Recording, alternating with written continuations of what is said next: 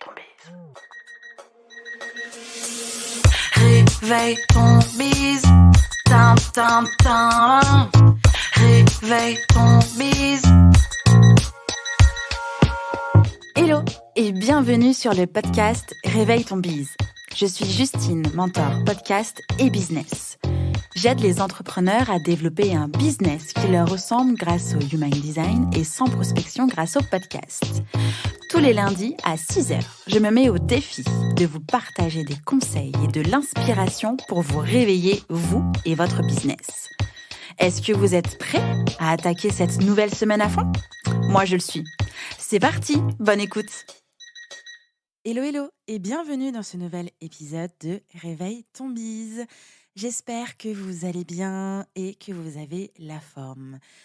Aujourd'hui, pour l'épisode 95, j'ai envie de vous parler de comment arriver à se déconnecter du travail en étant entrepreneur et entrepreneuse. La frontière entre la vie pro et la vie perso est très mince lorsque nous sommes entrepreneurs et entrepreneuses, soyons d'accord. On répond aux mails pro pendant le week-end, on scrolle sur Instagram perso pendant les heures de boulot et surtout, on a l'impression que la journée n'a aucun début ni de fin. Est-ce que ça vous arrive à la fin de votre journée de penser à « Zut, j'ai pas répondu au mail de Céline, j'espère que Julie a bien envoyé le mail au stagiaire de la formation et je crois que j'ai une idée de podcast, faut absolument que je l'enregistre. » Pas la peine de me répondre, je sais que vous et moi sommes dans le même bateau. Pourtant, vous et moi savons que ça peut avoir des conséquences néfastes, négatives sur nous et du coup sur notre business. Alors pour repartir avec les bons réflexes sur la prochaine année qui arrive dans quelques jours, je vous partage 3 conseils pour arriver à se déconnecter du travail en étant entrepreneur et entrepreneuse. Le premier conseil, c'est évidemment, encore et toujours, de déterminer vos limites de temps pour travailler.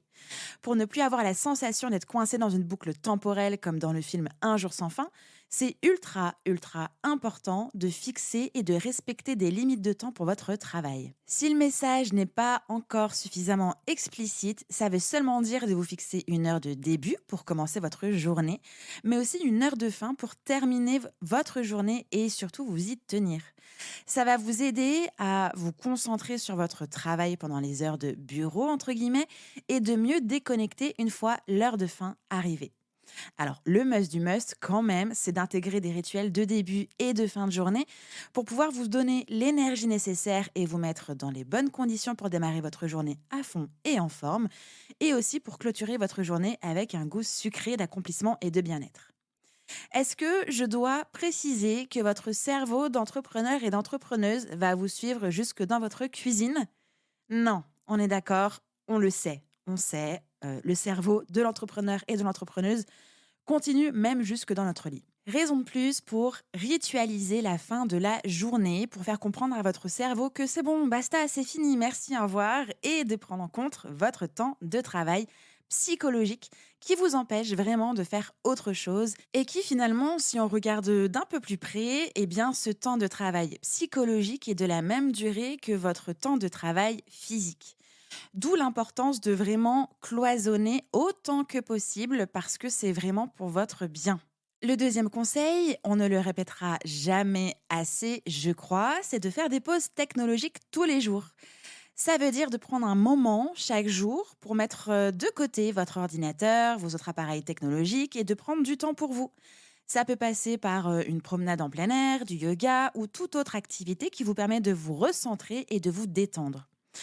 Pour vous aider, vous pouvez paramétrer votre smartphone en bloquant des applications, en déterminant aussi la durée d'utilisation maximum par jour de certaines applications ou encore de télécharger une application qui va vous permettre de bloquer pendant une durée déterminée votre téléphone.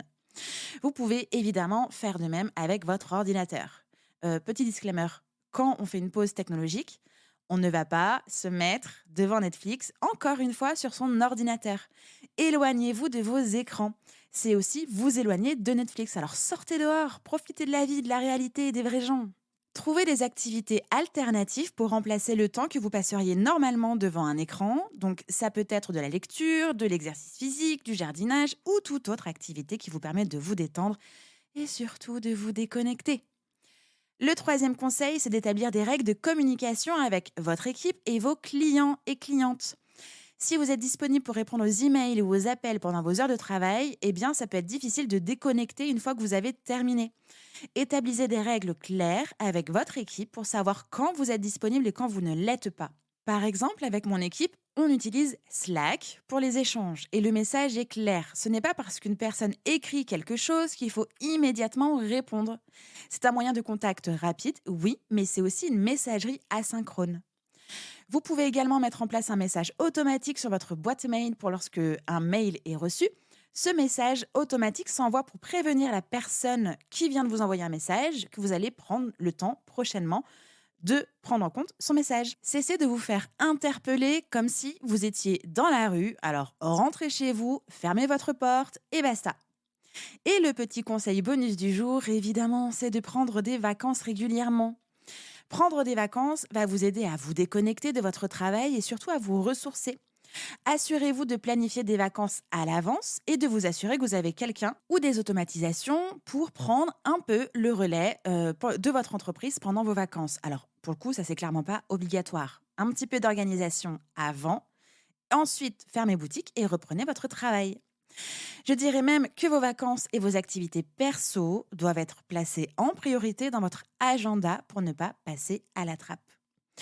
Pour creuser ce sujet des vacances qui est toujours un petit peu épineux, où on en rêve et en fait finalement on se rend compte que c'est un peu la tannée, je vous recommande l'épisode 15, prendre des vacances quand on est entrepreneur, entrepreneuse, est-ce que c'est possible ? Ainsi que l'épisode 61, comment s'absenter de sa propre entreprise sans risquer le crash. J'espère que cet épisode vous a plu, j'espère que cet épisode vous aide surtout, j'espère que vous allez réussir à déconnecter prochainement. Et surtout, je vous souhaite une excellente journée. Passez de belles fêtes, ce réveillon du 24. Et puis on se dit à demain. Ciao, ciao. J'espère que cet épisode vous a plu. N'hésitez pas à partager le podcast à une personne qui veut aussi se réveiller avec vous. Retrouvez l'ensemble des informations et des liens en description de l'épisode ainsi que sur le site internet www.justinarma.com. Si vous avez des idées, des suggestions ou si vous avez juste aimé cet épisode et que vous voulez me le dire, direction Apple Podcast pour laisser un commentaire et des petites étoiles. Vous pouvez aussi me laisser des petits mots sur Instagram au nom de Justine-Arma avec 2 A ou par mail à l'adresse hello@justinarma.com. N'oubliez pas de vous abonner à Réveille ton bise sur votre plateforme d'écoute préférée pour ne pas louper votre réveil. On se retrouve lundi prochain, 6h, pour un nouvel épisode. Bonne semaine. Ciao!